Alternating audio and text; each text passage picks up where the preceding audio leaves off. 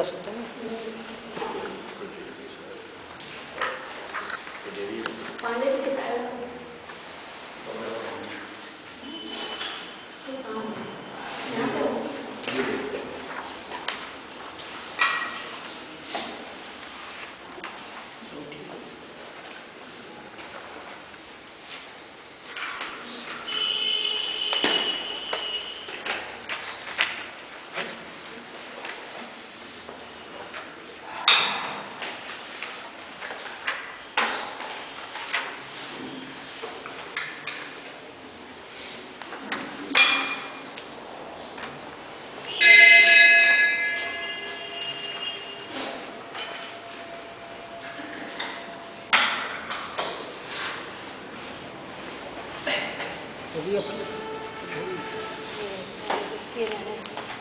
प्रध्वस्तघाति कर्माणः केवलज्ञानभास्करा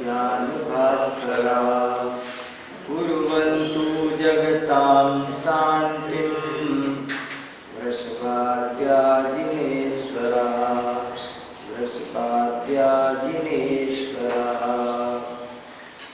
जिन्होंने समस्त घाती कर्मों को क्षय कर दिया है और जिनके जीवन में केवल ज्ञान रूपी भास्कर का उदय हो गया है, वे ऋषभ देव से लेकर महावीर पर्यंत 24 तीर्थंकर भगवान जगत के सभी जीवों को सुख शांति प्रदान करें। अभी बहुत अच्छा वसंत पंचमी के उपलक्ष्य में भजन सुना। वसंत पंचमी का आचार्य कुंज से बहुत गहरा संबंध है और वास्तव में जिसे हम लोग राग पंचमी समझते हैं, वैराग्य पंचमी है। ये लाइन सुनकर मेरे मन में बड़ा हर्ष हुआ। और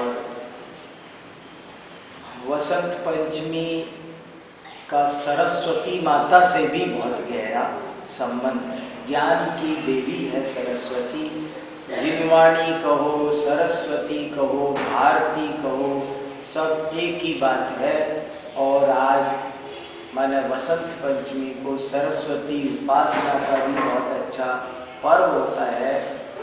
ज्ञान की कोई आराधना उस दिन प्रारंभ की जाए तो बहुत सफल होती है, बहुत अच्छी रहती है। ऐसा शास्त्रों में भी लिखा है और हमने भी कई दफे अनुभव कर करके देखा है। और इसीलिए हर वसंत पंचमी को हम कोई न कोई एक काम करते ही हैं। आपको एक उदाहरण दूं कि हमने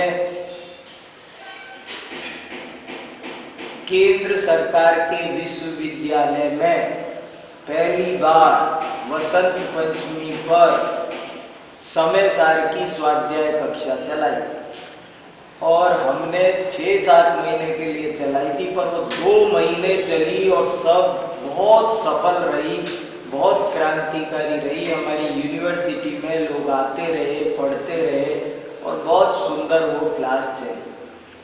तो वसंत पंचमी पर कोई भी ज्ञान का अनुष्ठान करो तो उसका बड़ा भारी लाभ होता है। हफ्ते में 2 दिन वो कक्षा चलती है।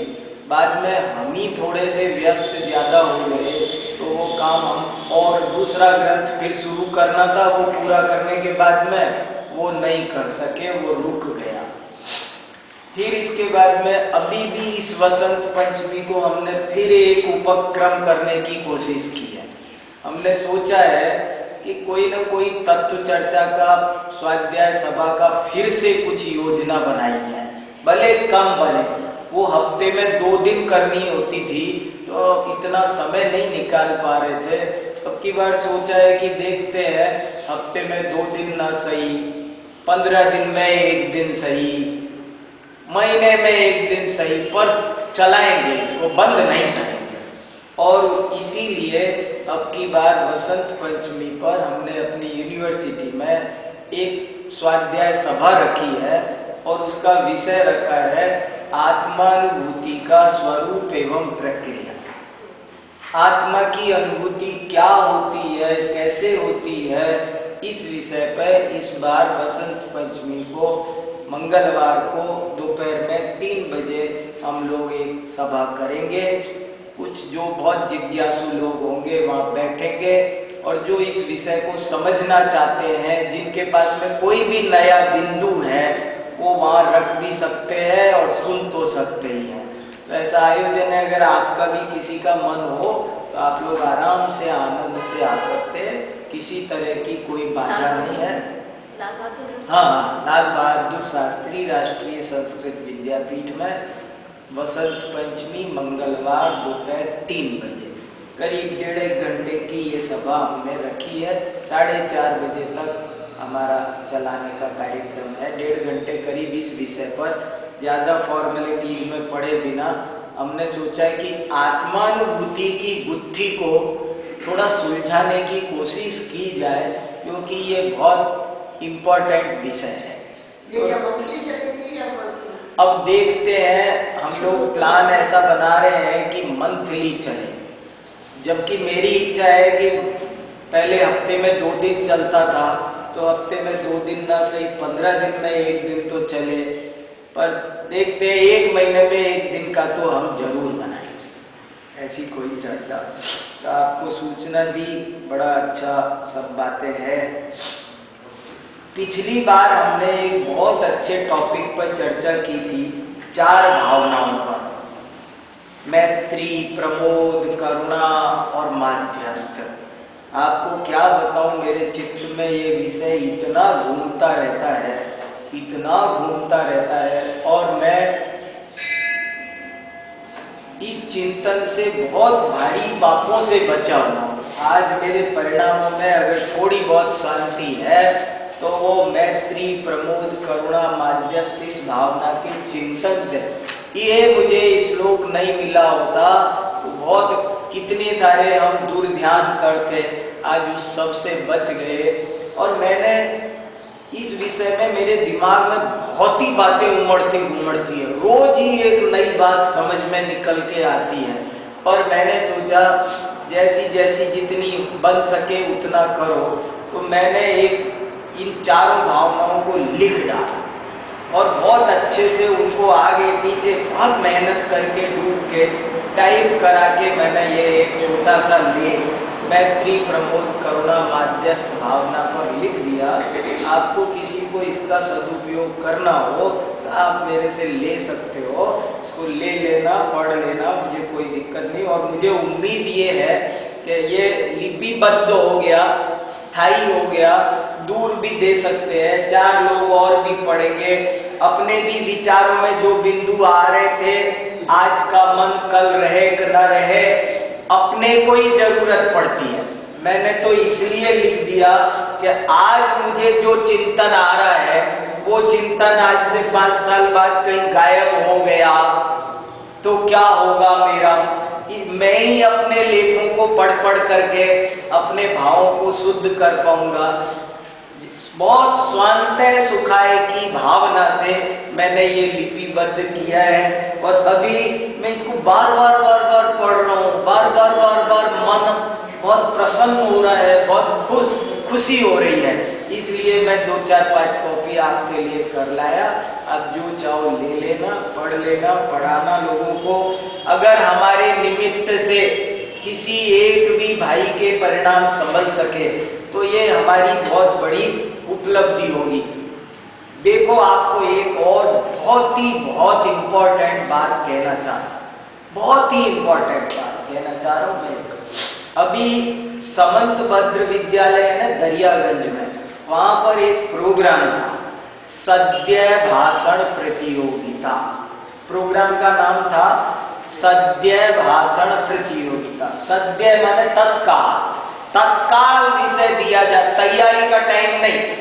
वो ऐसे नहीं कि भैया पर्यावरण इस विषय पे भाषण होगा, ऐसे नहीं है। आप सब आ जाओ जिसको भाषण करना हो, और आने के बाद में जब आप माइक पर आ जाओगे तब आपको स्लिप देंगे। वो कटोरा रखा था पैकेट बॉक्स के, इसमें से एक स्लिप उठा लो। 2 स्लिप उठाने की इतनी सुविधा दे दी थी कि आप 2 स्लिप उठा लो, दोनों को खोल लो, 2 विषय लिखे होंगे, पर आपको कोई एक विषय जो अच्छा अच्छा लगे उस पर आपको बोलना। तो ये प्रतियोगिता थी और उसमें मुख्य अतिथि अध्यक्ष जो कुछ समझो वो मुझे बना दिया था। तो मैंने कहा चलो भैया चल। वहां मेरे को जो दो बात एक मैंने कही थी वो मुझे आप सबसे कहने का भी बहुत ज्यादा मन है। बहुत बातें कही पर एक जो इम्पोर्टेंट बात कही वो मैं आप सबसे कहना चाहता हूं। मैंने ये कहा था कि देखो, बोलना, अभिव्यक्ति करना, ये एक बहुत बड़ी कला है, बहुत बड़ी संपत्ति है, बहुत बड़ी चीज है और ये सबके पास नहीं होती। कम से कम आप इतना देखो, 84 लाख तरह के जीव जंतु इस धरती पर हैं। उनमें से भाषा किसको मिली है? केवल मनुष्य को, केवल मनुष्य को भाषा मिली है। और जो बोलते हैं गाय भैंस वो अलग बात है, लेकिन वो कोई हिंदी अंग्रेजी संस्कृत जैसी कोई व्याकरण सम्मत भाषा नहीं है। वो आम कर लेते हैं, उनके भाई बहन माता पिता बच्चे समझ भी लेते होंगे, लेकिन ये जो भाषा है, अच्छे से चिंतन करना, फिर अपने चिंतन को दूसरे तक, बुद्धिजीवी तक संप्रेषित करना, ये कला केवल मनुष्य के पास है। मनुष्य में भी कितने मनुष्य हैं और कितने व्यक्त कर पाते हैं? बहुत रेयर है। लाखों में नहीं, करोड़ों में एक आदमी अच्छा वक्ता होता है, करोड़ों में एक। अभी हिंदुस्तान में कितने लोग? कम से कम 125 करोड़ लोग हैं। 125 करोड़ लोगों में 125 वक्ता निकालो आप, बड़ी अच्छे वक्ता। तो करोड़ों पर एक वक्ता अच्छा होता है। संस्कृत में ऐसे श्लोक भी बहुत है। सतेषु जायते शूरा सहस्रेषु च पंडिता वक्ता 10 सहस्रेषु ज्ञाता भवति मानवा। 10 लोगों पर, 100 लोगों पर मेहनत करो तो एक पहलवान तैयार होता है। 100 लोग आपको एक पहलवान की कोचिंग सेंटर खोलना है। आप 100 बच्चों का कोचिंग करो, आप 100 को ट्रेनिंग देना, पहलवान कितने तैयार होंगे? 100 को ट्रेनिंग दो तब एक तैयार होता। सतेषु जायते शूरा सहस्रेषु च पंडिता। एक स्कूल खोलो, 1000 लोगों को बिठाओ, कितने पंडित तैयार होंगे? एक हमारी यूनिवर्सिटी में 1000 बच्चे हैं, साल में एक नहीं निकलता ढंग का। सतेषु जायते शूरा सहस्रेषु च पंडिता वक्ता 10 सहस्रेषु। अभी वक्ता बनाने के लिए एक सेंटर खोलो, 10,000 बच्चों का एडमिशन कराओ और उनको तरह तरह से ट्रेनिंग दो। 10,000 को सिखाओगे तब कोई एक सीख के निकलेगा। तो अभिव्यक्ति कला इतनी कठिन, विद्वान बनना से भी ज्यादा कठिन हो गया। और यही बात है, अपन दुनिया में बहुत लोग देखते हैं, कोई लोग बहुत गजब के विद्वान होते हैं लेकिन बोल नहीं सकते। बहुत लोग बहुत अच्छे विद्वान होते हैं, बड़ा अच्छा उनको नोबेल पुरस्कार उनकी विद्वत्ता के कारण मिल जाएगा, लेकिन मंच पर आ जाओ नहीं बोल सकते। सभा को प्रभावित करना, अपने विचारों को ठीक से पहुंचाना, ये बहुत बड़ी कला है, बहुत श्रम साध्य है। बहुत कुछ गॉड गिफ्ट होता है, बहुत कुछ अभ्यास से आता है, परिश्रम से आता है, लेकिन इतना सच है कि इससे बड़ी चीज दुनिया में कोई नहीं है। ये जिसको आ गई वो दुनिया का सबसे बड़ा मालिक है, राजा है, समझ लो जिसको वक्त। और देखो एक और बात बताऊं आपको, अगर बोलना नहीं आया, अगर हम अपने विचारों को व्यक्त नहीं कर पाए, तो समझो अभी हम मनुष्य ही नहीं बने। नहीं समझे आप? क्योंकि मनुष्य में ही तो ये बात होती। अभी हम समझो बोलना नहीं जानते, तो इसका मतलब है अभी हम मनुष्य नहीं बने।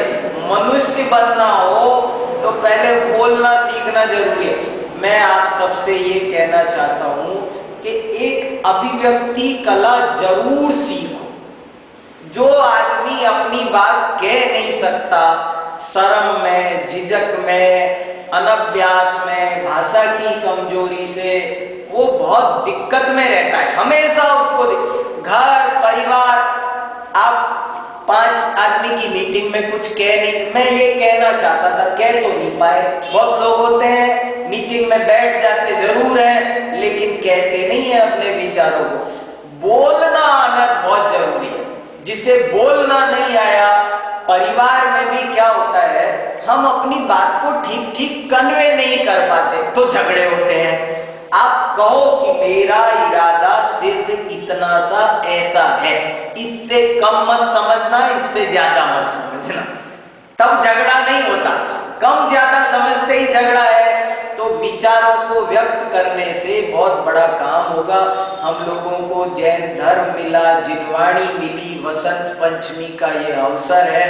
आप सब अभिव्यक्ति में पारंगत होने की कोई कला सीखें, ये मैं आपसे जरूर कहना चाहता हूँ। समाज में लोगों को तत्व समझाने वालों की बहुत ज्यादा कमी है। ठीक से हमको समझाना नहीं आता। समझने वालों को दोष मत दो, समझाने वाले नहीं है। मैं आपको जोर देके कह, दुनिया क्या है, किसी को रुचि नहीं है, फलाना नहीं। दुनिया को गाली देने से काम नहीं चलेगा। हम पर समझाना नहीं आता। मैं आपको सच कहता हूं, वसंत कुंज में कितने लोग होंगे और यहाँ सभा में क्यों नहीं आते, तो आप ये नहीं कह सकते अकेले कि उन्हें रुचि नहीं। हमें भी उनको लेना नहीं आ रहा है, हमें उनको आकर्षित करके बुलाना नहीं आ रहा है। ये हमारी भी कहीं कहीं, हम भी उसके लिए हम ठीक से बोल नहीं पा रहे होंगे।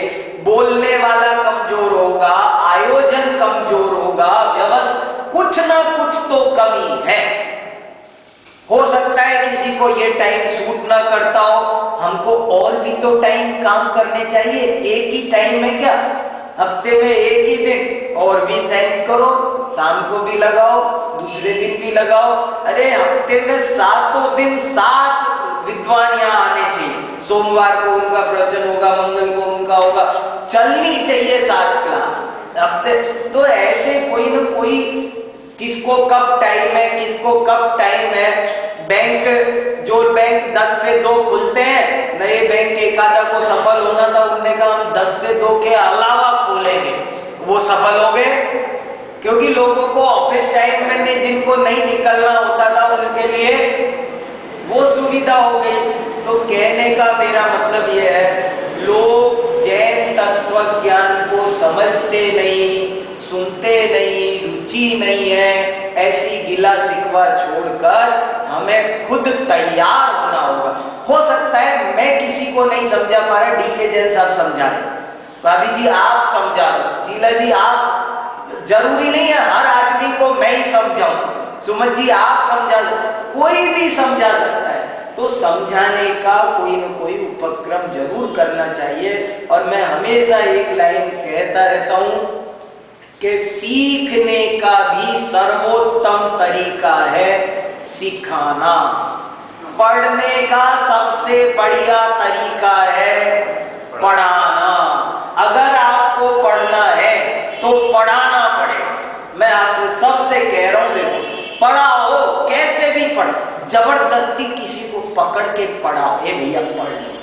शुरू में आपको जगह बनानी पड़ेगी। अब हमें तो क्या हो रहा है चक्कर, भैया जहां सभा करे हो ही रही है, चल ही रही है। नहीं तो शुरू में हम भी, मैं 5वीं क्लास में था तब से पढ़ाता चला था। आप ये देखो, मैं 5वीं क्लास में था तब भी मुझे गुरुजी कहते थे तुम 4थी क्लास को पढ़ा देना। ये इन बच्चों को उन्होंने पढ़ाया, मान लो 6वीं 7वीं में आया तो मुझे गुरुजी ने श्लोक पढ़ा दिए, संस्कृत क्लास में पढ़ा दिया। क्लास कहने लगी नहीं समझ में आया, बोले वो समझे, भैया समझा देना इन सबको, इनसे समझ लेना। तो अपने भी पक। मैं आज अगर कुछ ठीक से बोल पा रहा हूं तो उसका कारण है मेरा पिछले 40 साल का अभ्यास है। अब बताओ आप, इसलिए बहुत जरूरी है। पंचशील में सुगन चंद जी है ना, उनको मैंने यही सिखाया। 2 साल मेरे पास रोज आकर बैठते थे दोपहर में 3 से 5 यूनिवर्सिटी में। 2 साल लगातार आके बैठे और मैंने यही कहा आपको काम करना है जैन दर्शन के प्रचार प्रसार। और ऐसी कसम खाई, ऐसा सीखा कि अब आज देखो कितना बड़ा इंटरनेशनल स्कूल चल रहा है। 400 अंग्रेज जैन फिलॉसफी पढ़ चुके। अब कितनी बड़ी बात, भारत के बाहर 10 यूनिवर्सिटीज में नए जैन दर्शन के डिपार्टमेंट खुले। बताओ, सुगन सेन जी पंचशील वाले जिन्होंने प्रतिमा विराजमान की है, उनकी बात कर रहा हूं। तो इसलिए आप कुछ चुप मत बैठो, कुछ क्रांति करने। ये टाइम बहुत बढ़िया है, जैन दर्शन के लिए बहुत अनुकूल टाइम है, बहुत बढ़िया। साइंस का जमाना है। आज कोई धर्म साइंस की कसौटी पर खरा नहीं उतर रहा सिवा जैन धर्म के। जैन धर्म का तत्व ज्ञान और आचार, तो वसंत पंचमी तो आई है, मगर यदि हमको कुछ संकल्प दे जाए तो अच्छा है। एक महिलाओं की क्लास चलाओ, एक बच्चों की चलाओ, एक व्याकरण पढ़ाओ, एक संस्कृत पढ़ाओ। अरे चिंता मत करो, कोई न कोई कला सिखाओ, जो सिखा सको वो कला सिखाओ। क्या हम तो टेलरिंग सिखाएंगे, हम तो मेहंदी बनाना सिखाएंगे, हम पेंटिंग। घबराओ नहीं, कुछ ना कुछ बहाने से वो आएगा, जरूर कुछ ना कुछ तत्व ज्ञान ले जाएगा। मगर मंदिर जरूर शिक्षा का केंद्र बना रहना चाहिए। इसी में वसंत पंचमी मनाने की सार्थकता है। वाग्देवी रति केतनम, मंदिर का वर्णन किया है। मंदिर क्या है? बोले वाग्देवी रति कीर्तन, कि जहां हमेशा मां सरस्वती क्रीड़ा करती रहती है, उस जगह को मंदिर कहते हैं। मंदिर की इतना बड़ा इंफ्रास्ट्रक्चर वो तभी सार्थक है कि एक छोटा सा स्कूल बनाते हैं, 8 घंटे क्लास चलती है कि नहीं? ये हमने करोड़ों रुपए का इंफ्रास्ट्रक्चर खड़ा किया, 8 घंटे रोज यहाँ पढ़ाई चलनी चाहिए। तरह तरह की चले, अलग अलग चले, पर अब चलाए कौन? अब हमने यहाँ पर जब मंदिर बना था, धर्मचंद जी, आप और प्रेमचंद जी सब लोग, तो मैंने एक सलाह दी थी कि भैया हफ्ते में एक दिन तो सभा शुरू करो, तो जो बोले तो कुंडी खोले, आ जाओ। और अभी कोई और सलाह दे दूं तो आप ही आ जाओ। अच्छी बात है नहीं हुआ तो अच्छा ही हुआ।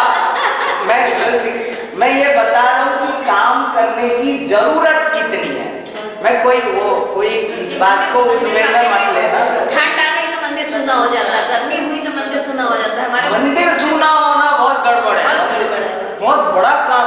अरे भैया मेरे पास पूरे प्रमाण है, इतिहास गवाह है। आगरा में, जयपुर में, सब जगह सेंटर चलते थे। संस्कृत सीखो, प्राकृत सीखो, व्याकरण सीखो, समाज सीखो, सब सिखाया जाता था। राइटिंग बनाना सीखो, गणित सीखो, जोड़वा की गुणाभाग सीखो।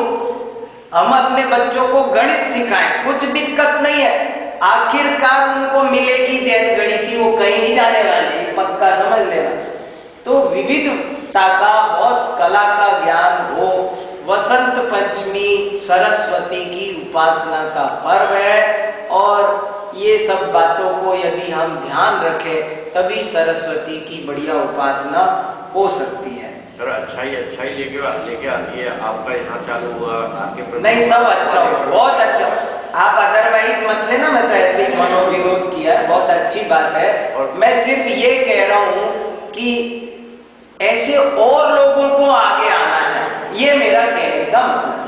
कोई भी आ सकता है। बात चातुर्यता का आज के टाइम में क्या हो गया है, वो मायाचारी खिला के नेता बन गए हैं उनको। हाँ, वो वाक चातुरी नेता बन में भले, अरे जिनवाणी पढ़ो सरल हृदय से, वो अच्छा है, ऐसा कुछ नहीं। और मैं आपसे सच कह रहा हूँ, मैं सबकी शक्ल देख रहा हूँ, मुझे कोई कमजोर नहीं दिख रहा। आप सब चला सकते हो, सब में क्षमता है, मैं तब कह रहा हूं, ऐसा कोई नहीं है। आप एक क्लास बहुत अच्छी चला सकते हो, इससे अपना भला सबसे ज्यादा है, दूसरे का तो क्या है पता नहीं, है कि नहीं? इसलिए कहीं नहीं, अरे अपनी कॉलोनी में ही चला ले, कहीं से भी पकड़ के 4 लोगों को पढ़ाना जरूर चाहिए। मैं बार बार कह, जो पढ़ाता नहीं मुझे वो ठीक नहीं लगता। देखो भैया, मैं साफ साफ कह, अपने अपने दिल में सोच लेना, पढ़ाते हो तो मुझे प्रिय हो, और पढ़ाते नहीं हो तो फिर मामला बेकार है। मेरी गुरु दक्षिणा अगर आप कोई पूछो ना कि आप हमें पढ़ा रहे हो इतने दिन से, क्या गुरु दक्षिणा दें, तो मैं यही कहूंगा कि दूसरे 2 लोगों को कम से कम जरूर पढ़ाओ। हमने तुम्हें दिया है, तुम इसे अपने पास मत रखो, दूसरे तक जरूर पहुंचाओ, ये कहने का। चलो आप सबका बहुत मन है कि हमने जो तत्वार्थ सूत्र के, ये समाधि तंत्र के जितने श्लोक हमने पढ़े हैं, शुरू करने से पाठ हो जाए। हाँ, एक बात बोल, जैसे आपने अभी तक जितने वक्ता बोलने वाले देखे, हाँ, सबसे ज्यादा आकर्षित किसने किया? बहुत लोगों ने मुझे, बहुत जैन दर्शन के वक्ता भी मुझे बहुत प्रभावित किए, और जैन दर्शन के बाहर के वक्ता भी बहुत प्रभावित किए। अगर मैं केवल वक्तृत्व शैली, केवल ज्ञान ही देखूं ना, तो मुझे बहुत अच्छे अच्छे वक्ताओं ने आकर्षित किया। हजारी प्रसाद द्विवेदी से लेकर नामवर सिंह जो जवाहरलाल नेहरू यूनिवर्सिटी में, मुझे इतने प्यारे वक्ता लगते हैं, कुछ पूछो ही नहीं। एक मेरे गुरुजी जिनके पास मैंने पीएचडी की है, उनकी वक्तृत्व कला इतनी अद्भुत है, इतनी अद्भुत है, इतने अच्छे वक्ता है। एक तो वक्ता में कई क्वालिटी होती है। एक मेरे गुरुजी की क्वालिटी बताऊं, कभी भी 1 मिनट लेट नहीं हुए।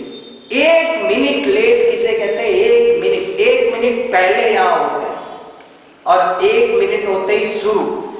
तो एक ये भी वक्ता में वक्तृत्व कला के साथ निष्ठा, रेगुलरिटी, पंक्चुअलिटी, प्रतिबद्धता, उत्साह, हर्ष, ये भी गुण होने चाहिए। अब मेरे गुरुजी बहुत अच्छे, ऐसे ही हमको हुक्मचंद भारेल ने पढ़ाया, मैं बहुत अच्छे वक्ता मानता हूँ। ऐसे ही हमको आचार्य विद्यानंद जी को मैं बहुत अच्छा वक्ता, जिस दिन वो मन से बोलते हैं ना, आज कई दफे वृद्धावस्था की वजह से शिथिलता अधिक है, बाकी उनका इतिहास उठाओ, इंदौर में व्याख्यान 50,000 लोग सुनते थे।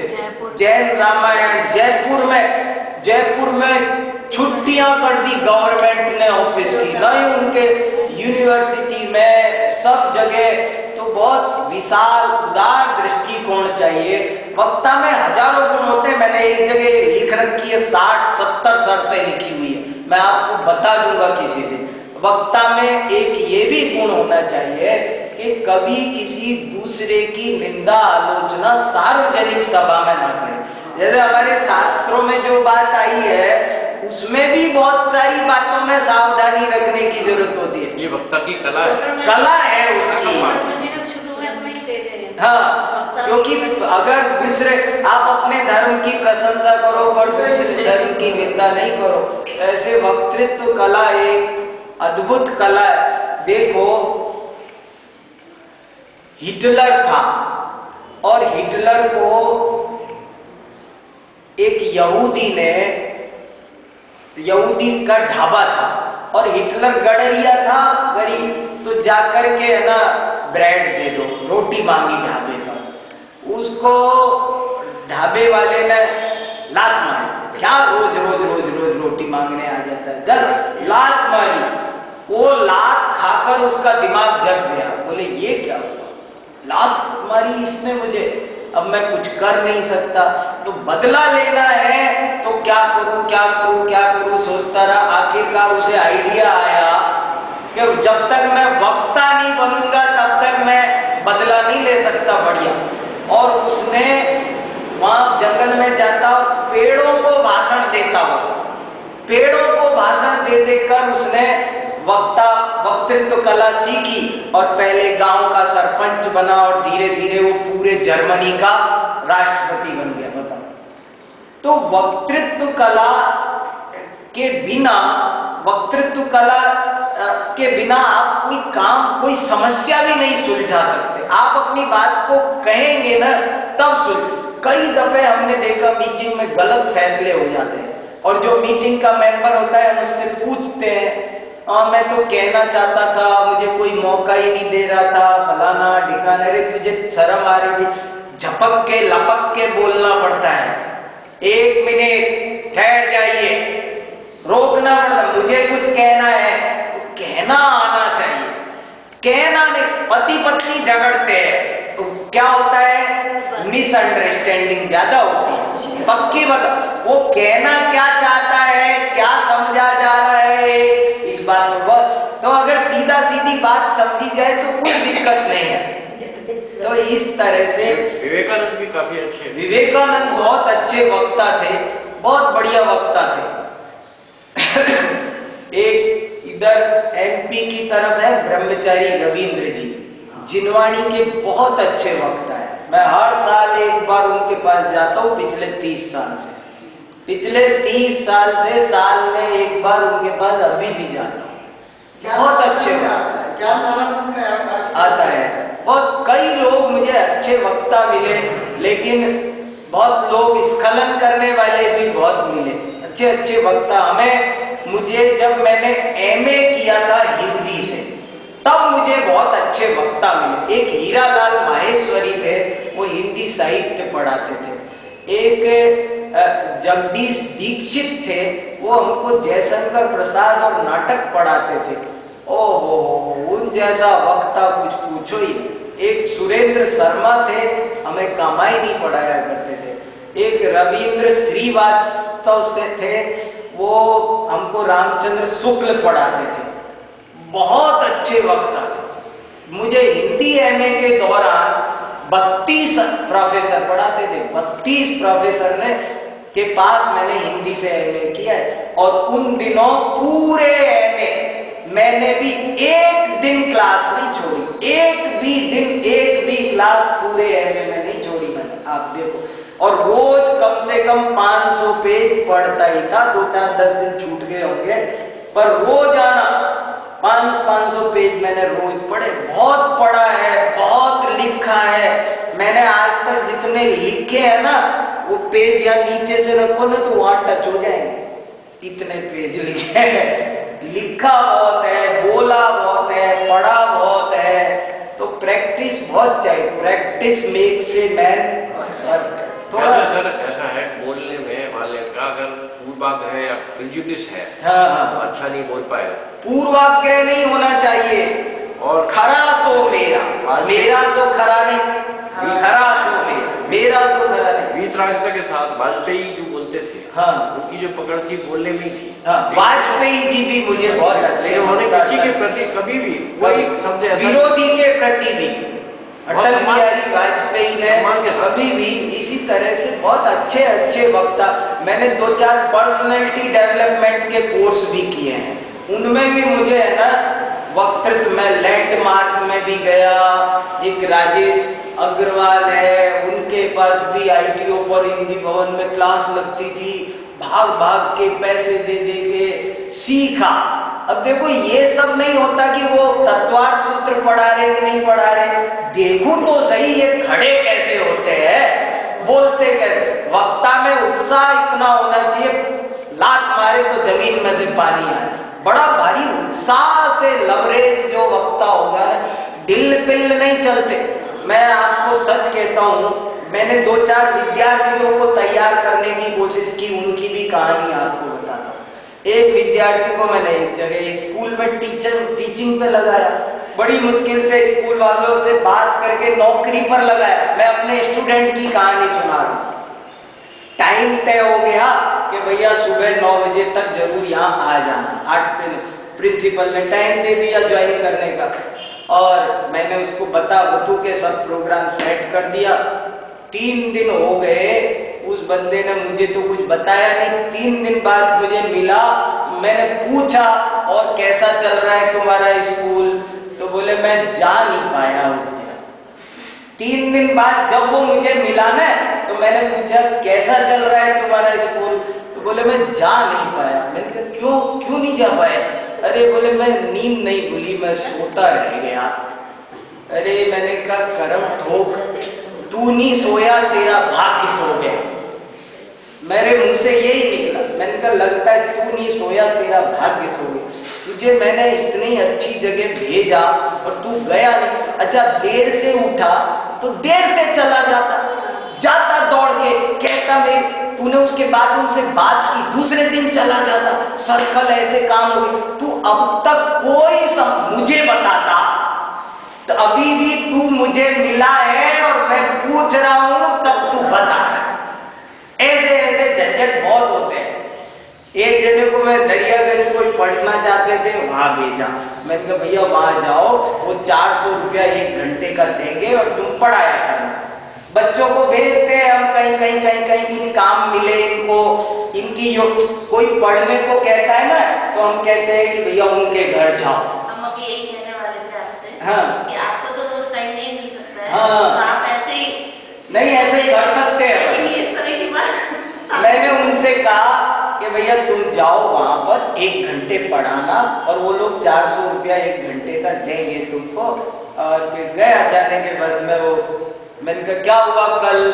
वो कल देर हो गई थी तो मैं जा नहीं पाया, मैंने उनको फोन कर दिया। मैंने कहा ठीक है, फिर क्या तय हुआ? बोले ये तय हुआ कि आज आ जाओ। मैंने कहा ठीक है कोई बात नहीं, अब आज जाना। थोड़ी देर बाद में उनके यहाँ से फोन आ गया कि आज तुम मत आओ, हम बिजी हैं। मैंने कहा समझ में आया कोई काम कैसे किया जाता है? हम लपक के पकड़ के छोड़ते नहीं है किसी काम को। काम करने के लिए बहुत निष्ठा चाहिए, बहुत निष्ठा चाहिए। मुझे महाराज जी कहते हैं क्योंकि वो तुमको मंगलाचरण के लिए लगाता हूँ, तो वो अमुक ने मेरे से शिकायत की, उन्हीं से करा के, तो मैंने उनको लगवा दिया है। मैंने कहा ठीक है महाराज जी, मुझे तो जरा भी दिक्कत नहीं है।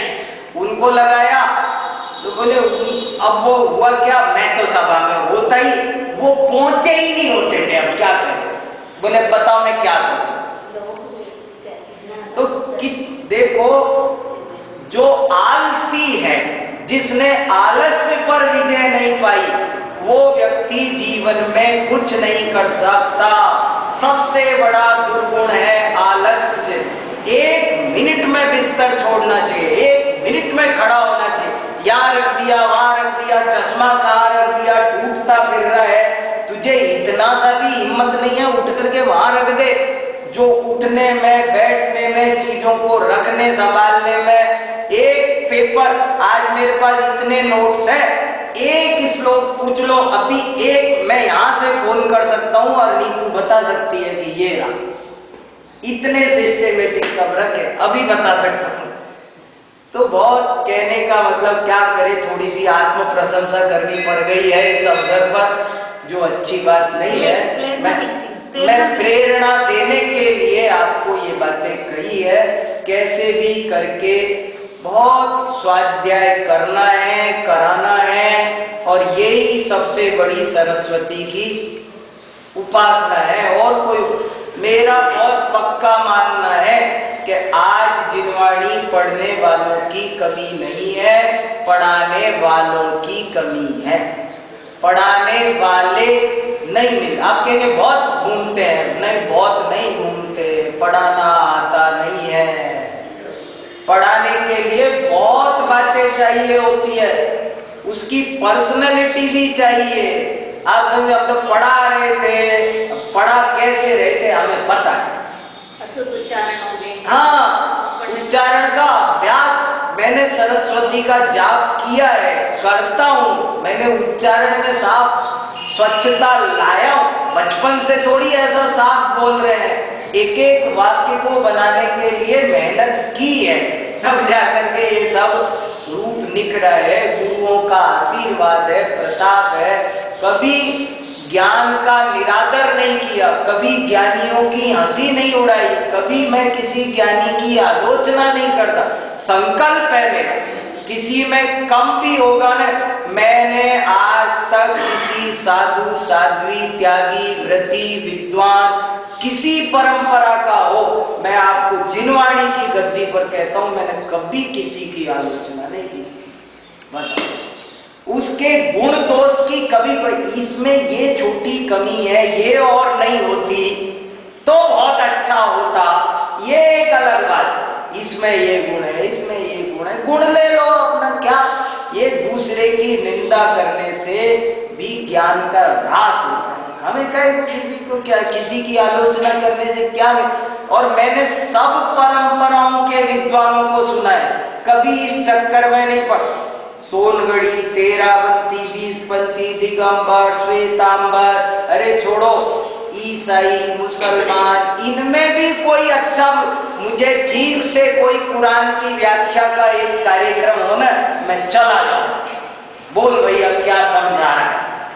मेरा ये मानना है कि कोई दुनिया का धर्म ये नहीं कहता कि झूठ बोलो, चोरी करो, कुशील सेवन करो, हिंसा करो, किसी का जी दुखाओ।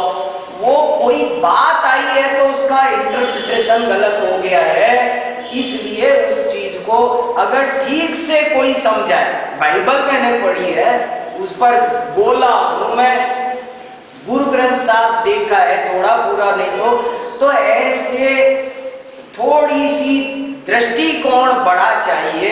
और जिनवाणी पर है, और जो जो मैंने दूसरा पढ़ा है त्यों त्यों मेरी जिनवाणी पर, जैन धर्म पर श्रद्धा। मुझे लोग कहते थे गड़बड़ हो जाएगी, गड़बड़ हो जाएगी, और गड़बड़ मुझे ऐसा लगता है मैं नहीं पढ़ा होता तो पता नहीं मुझे इतनी श्रद्धा होती कि नहीं। अब तो खंबा हिल जाए मैं नहीं हिल सकता, ये कहां से श्रद्धा है। आती सब है, देख लिया सब हमने। तो पहले अपनी जिनवाणी का सच्चा ज्ञान हो जाना चाहिए, थोड़ा होना चाहिए, अपनी बेसिक कंसेप्ट बहुत क्लियर होनी चाहिए। तो मैं तो ये कह रहा हूँ आप लोग हफ्ते में यहाँ पर 6-7 क्लास लगाओ ही, आप कभी कोई कभी नंबर लगाओ, एक दिन बांध दो, एक दिन सुमन जी पढ़ाएंगे, एक दिन नीके जैन साहब पढ़ाएंगे, एक दिन संतोष जी पढ़ाएंगे, एक दिन सबको लगा दो, चिंता मत करो, कोई आए ना आए। तुम 4 लोगों का ग्रुप बनाओगे, हम ही आएंगे, पर बैठना है, करना है। आप लोग करो, उसमें कुछ बुराई नहीं है, कोशिश करो। कभी कभी हम भी जब टाइम सहज होता है तो आ जाएंगे, उसमें क्या है। अब ये तो निष्ठा का काम होता है ना, तो कैसे भी कोशिश करके आते ही हैं कि भैया चलो चलो, अपना नीति बंधा हुआ है, तो ऐसे करके कुछ करना है भैया।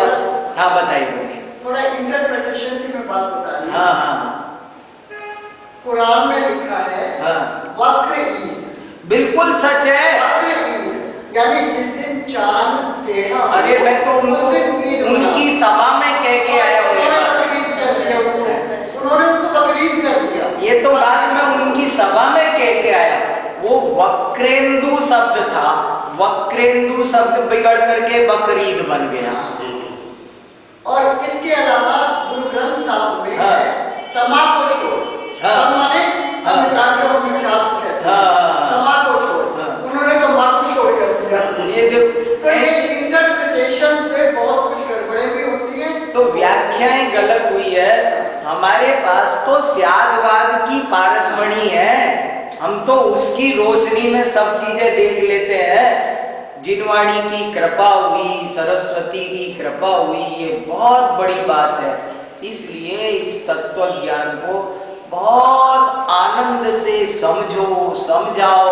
इससे ज्यादा सुखी जीवन और क्या एंजॉय करेंगे हम जिंदगी में, बताओ। इससे प्यारा एंजॉय और क्या होगा। तो इसलिए हाँ बताओ। अलग-अलग विचार जब सामने आ जाती है तो उसकी शंका का समाधान के लिए तो आपके पास ही आएंगे ना। जरूर, बिल्कुल। अपने इतवार बैठा हुआ है, मैं तो कहता किसी सबको कह रखा है, कोई मन में शंका हो खुला पूछो, लिख के दो, हम पहुंचते उससे पहले या पर्ची रख दो, चिंता क्या होगा। बिल्कुल चिंता मत करो। लेकिन मैं आज बहुत अच्छे मन से आप सबसे कहना चाह रहा हूं कि जिनवाणी केवल चेले बनाने के लिए नहीं है, सबको गुरु बनाने के लिए है। सब तैयार हो जाओ और बहुत अच्छा, बहुत बड़ा फील्ड है, बहुत काम करना है और वो सीखा जा सकता है। ऐसी कोई बात, बड़े बड़े लोग, अब मैं बताए राहुल गांधी के पास गए, गदगद हो गए, गदगद हो गए, तो कोई बताने वाला नहीं हो तो कहां से गदगद होंगे? अभी सामग्री चाहिए, सारे लोग, अगर कोई समझाने वाला हो तो समझते ही समझते हैं। हमको तो ये सोचना है, हमें अपना पक्ष सोचना है, हमें ये नहीं सोचना कि वो समझते नहीं है।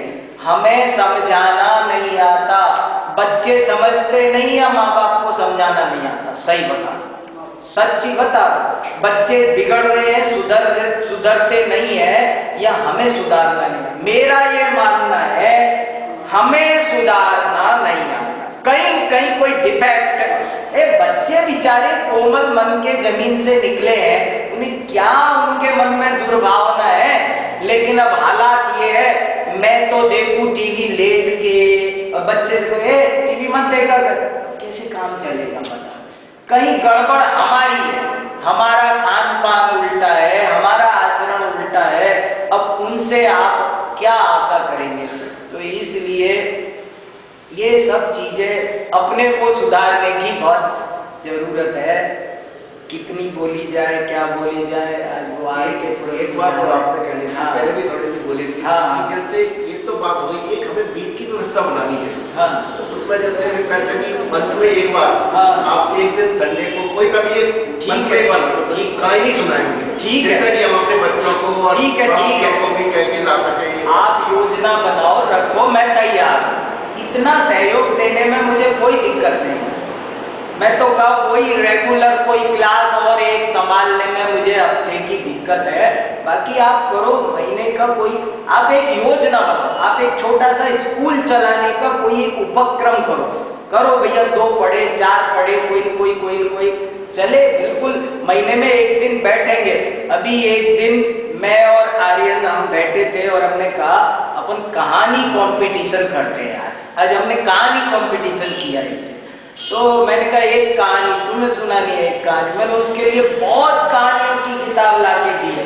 मुझे इतना विश्वास है कि कहानियों में बहुत दम होता है। मैं कहानियां ला के अच्छी कहानियां ढूंढ के मैंने बहुत लाया और मुझे ज्यादा दिक्कत नहीं होती थी, क्योंकि किताब खराब नहीं होती, उसके बाद में वो दूसरी जगह चली जाती है, तीसरी जगह चली जाती है। मतलब तुम पढ़ो और भेजो इधर उधर। तो एक दिन कहानी कंपटीशन किया हमने, तो 125 कहानियां उसने सुना दी, 125 मैंने सुना दी, 250 कहानियां हम लोग रुक के नहीं पाए। बाद में मैंने कहा भैया उठो, बहुत हो गया, बाद में तो सुनाएंगे कभी, ऐसी कोई बात नहीं है। एक दिन बैठो, बच्चों को कहानियां सुनाएंगे, आकर्षित करो और संभालना जरूरी है। चलो आज मुझे आरकेपुरम मंदिर पहुंचना है।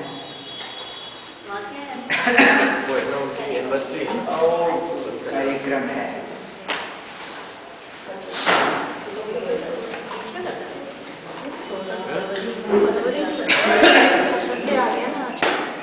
जावानी के सूर्य लोकालो